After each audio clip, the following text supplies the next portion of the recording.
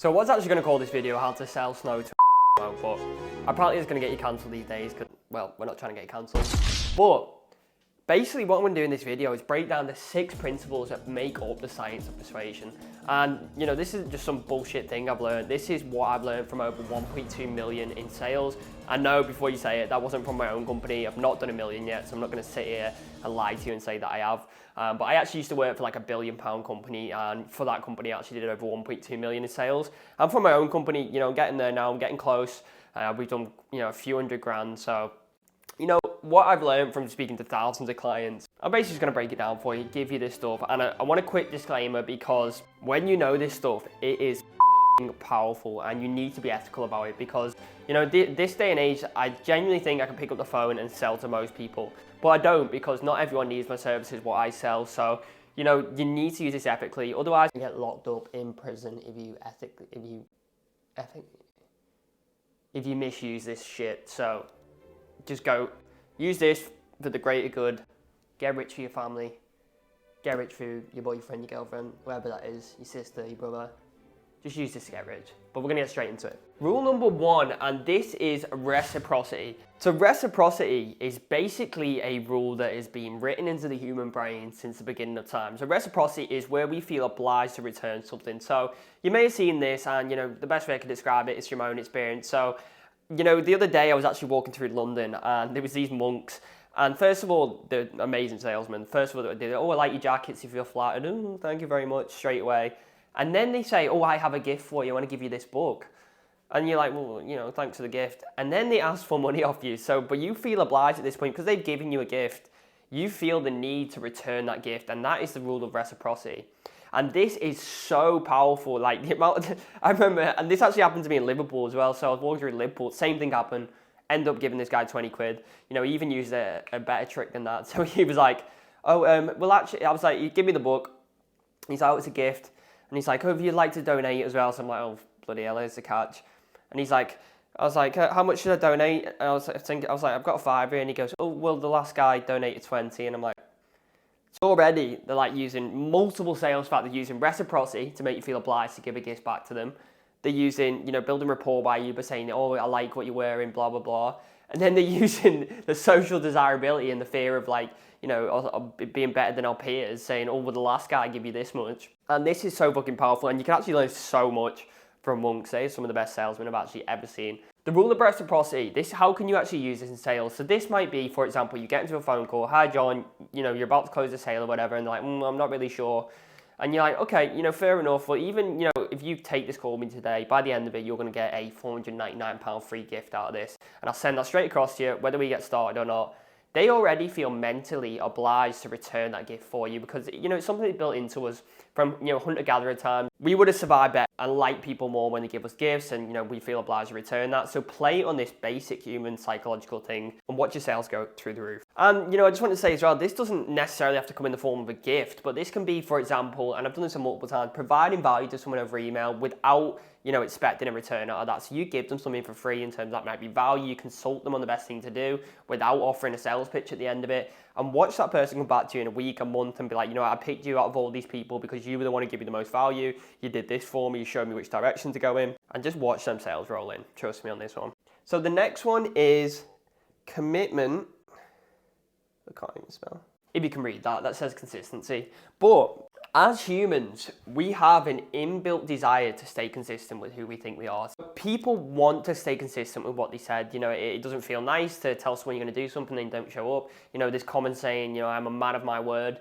You know, it's true. People want to stay consistent. You know, as much as you're a liar or whatever, you little fucking liar. You little lying children. No, you fucking lie. Don't you lie to me. You know, you can't lie to me. Don't ever lie to me again. Or your mum. Don't lie to your mum either. Your mum loves you, alright? Anyway, so if you can make someone commit to a certain date, it might be a certain time, or, you know, a certain price, people want to stay consistent with that. So, you know, for example, in my own business, when someone's like, oh, you know, I'm not quite ready to get started yet, but I'll be ready, you know, maybe next week or next month or something like that, then I will say to them, okay, that's fine. You know, I'm not sure if there'll be any spots available by then. But if you give me an exact date, then I might be able to reserve a spot for you. I can put your name down on the calendar and we can get that done for you. And by doing this, when you mentally get a date off that person, they are committing to that date in their own head. They're committing to it with you. So therefore, they are way more likely to actually return and, on that date when you follow up and go through with it, rather than saying, oh, I'll follow up with next month. You set no clear boundaries. You set no rule of consistency. So, they're not gonna follow you. They're gonna blank you. Bill the phone, beep, beep, no one's there. Because they're not going to answer, because you've not made them commit to anything. And people love to stay consistent. Even though it's probably a thing that most people struggle with, and the reason why most people also aren't successful, because they can't stay consistent. But people absolutely will fight like hell to stay consistent with who they think they are, because they don't want to be embarrassed by their peers. For example, if you ever think of, one time where you've told someone you're going to be somewhere and you've let them down, you feel bad about it. You do feel bad. Use this to your advantage and sell like a king. And also how you can use this, so I've talked mostly about the consistency rule. They want to stay consistent, get a date off them if they say they're not ready now, get a clear date, make them stay consistent to it. But the commitment rule can work in a little bit of a different way as well. So the commitment rule might be get them to commit to something smaller. So, shout out to Maxim if you're watching this. One of my friends is a DJ. He's basically, he said, can I give him a lift to London, drive him down to London? And I was like, we're bloody hell, I'm busy that weekend. It's a big drive, didn't really want to do that. Then he comes in with the second favour, so he's like, oh, well, can I borrow your car to go to London? And therefore, I know exactly what he's doing. I know you're doing this on purpose. He's trying to, he's basically giving me, it's like the idea of you ask someone for, a huge favour that they're never going to do, then you ask them for a slightly smaller favour, and, they're like, oh, it's fine, because, in comparison to that, then it's actually a much smaller task. When you do this as well, when you get that small commitment of someone, it entitles them to, then act on a bigger commitment. And this is actually so powerful. And you need to be, borderline. You need to be careful with this because it's borderline manipulative. So make sure you use this correctly and ethically, as I said at the beginning of the video. Now, the next one is social proof. Now, this is something I actually use every single day. And, it is one of the biggest things that helps me get people across the line and sell stuff and things like that. Because when people see that other people have got results with what you're doing, they just naturally trust you more. It's like Kim Kardashian buys something, the girls want it because she is like the social proof for it. She is the social snowball to cause that chain reaction of everyone else trusting it and thinking it's a good product because they see this person as a high status person. And also social proof is good because, let's face it, results rule. Results speak for themselves. People lie, numbers don't. So if you can show people actual results in the form of social proof, other people that have got results with you, they're going to trust you a lot more. And it's something I've neglected in my own business, not having like Trustpilot reviews and things like that. They do actually work. They allow people to actually open up and trust you instead of them, just taking your word for it. Some sleazy ass salesman telling you, oh, trust me. If you can show them social proof, other people that have also got the same desired outcome that this person wants, then it changes the game for you. Let me give you an example. So, actually the other day I was speaking to a client and, this client was highly skeptical. They'd had, bad experience in the past with other people who do something similar to what I do. And they were like, yeah, I'm not really sure. And they were like, well, how much could I potentially make from this? And I was like, well, I can't give you an exact figure. I can't guarantee a number. I'd be lying to you if I could. But what I can show you is typically, what we do. And this is what a client of mine actually got last month. Send them the screenshot, how much the clients made last month or last week or whatever it was. Because, when they see that, the proof in the pudding, people in the same boat as them, it sells. And also, this is so important because people don't want to miss out. They don't want to, the fear of missing out is real. And it's such a huge element in the human psychology, the fear of missing out. So if you can play on this through social proof, then this is just going to make people just buy from you like crazy. Number 5, authority. People trust experts. Experts have authority. When you position yourself as an authority figure or someone who knows their shit in the market, people are going to buy from you. For example, on YouTube, and this is actually an issue I've struggled with because in my entrepreneurial journey, I've done so many different business models. I've done sales, I've done marketing, I've done trading, I've done everything. And, in a way, this makes me, the jack of all trades and the master of none, which is harder for someone to come for me for one service because they want to find someone who is a specialist or done that one thing to the max rather than, someone who's done a bit of everything. So if you can display your knowledge, just really hone in on your craft and get so much information on what you actually sell that you're just going to be the undeniable choice for them in the market from, everyone else who's half-assed and doesn't know actually what they're talking about. And how you get this right is by asserting yourself in a way, your tonality, the way you act, the way you present yourself, the information that, you're able to answer questions like that because you've done your research, then when you get this right, people don't even bother with price. They don't, they're not going to go, oh, can I have a discount on this? Because they're going to genuinely think you are the best solution in the market for them. Now, number 5, and this is rapport. This gets taught to people in the wrong way all the time. People are like, oh, you should start the conversation, how's the weather where you are? Or, how is your cat? Do you have a dog? Do you have a sister? No, this is not how you build rapport. Rapport is about genuinely building a connection with them. So what I would like to do, for example, in a call, if I'm speaking to someone and like, oh, hi, Vaughan, great speech to you, I'm like, okay, what have you been up to today? How was work? How are you finding that? And get into a genuine conversation where they can open up first and begin to trust you before you jump in with this. Because people can see through your cheesy bullshit rapport building at the beginning of a call. Oh, what's the weather like where you are?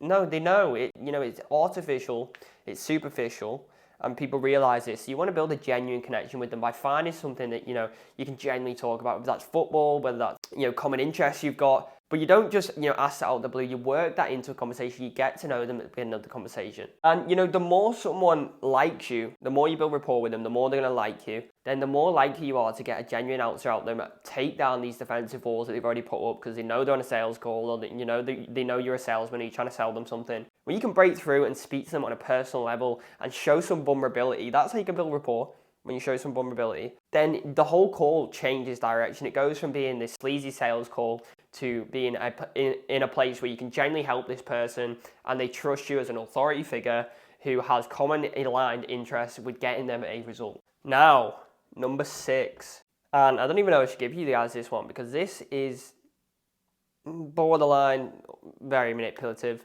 But this is actually one of the strongest factors in direct marketing, in sales, and in the science of persuasion, as you can see at the top, if you can read that. Doubt you can. I did actually spell persuasion wrong as well. We're going to have to rub it back out and put it on again, but I don't know why I just told you that because I didn't film that, so I could have got away with that. Number 6 is scarcity. Ooh, big word.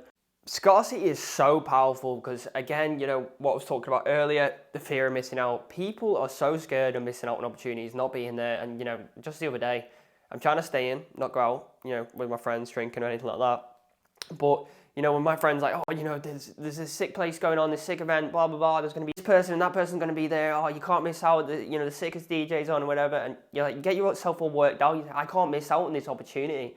And, it's not just that. Not just the fear of missing out, but scarcity all comes down to, as well, the value. So when someone sees something as scarce, this creates, perceived value in their head. For example, designer clothes justify their price by the fact that less people can buy them because they're more expensive, so therefore they're more scarce, which therefore justifies the price.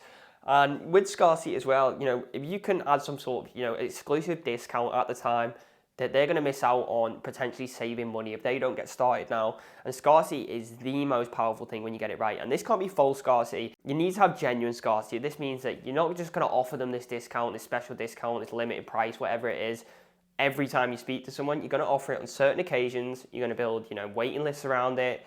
You're going to use it exclusively to certain clients. And when you do this, watch your sales go through the roof. For example, how I like to use this in my own business is that we only take on a certain amount of clients in a month. So when I'm speaking to someone, like they're not really, over the line yet, then I'll say, let me just check if we got any spots available for you because, last time I checked, we only had 2 available and, that's genuine because we only take on 10 clients a month. And they're like, I'll sign up now because I want that spot.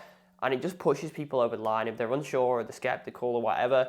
Scarcity is the most powerful. Out of all these, if you could take one thing, and you only have to pick one, it would be scarcity for me. And you have to use this correctly. You can't lie to people. Do not lie to people. It will come and bite you on the arse. But, I hope you enjoyed this whiteboard video. It is actually Wednesday, so I can say it's Whiteboard Wednesday. Let me know if you want more videos like this. I'm going to mix the style up, do some different shit, see what happens. If you like it, drop a like and subscribe or not, don't care. But thanks for watching, guys.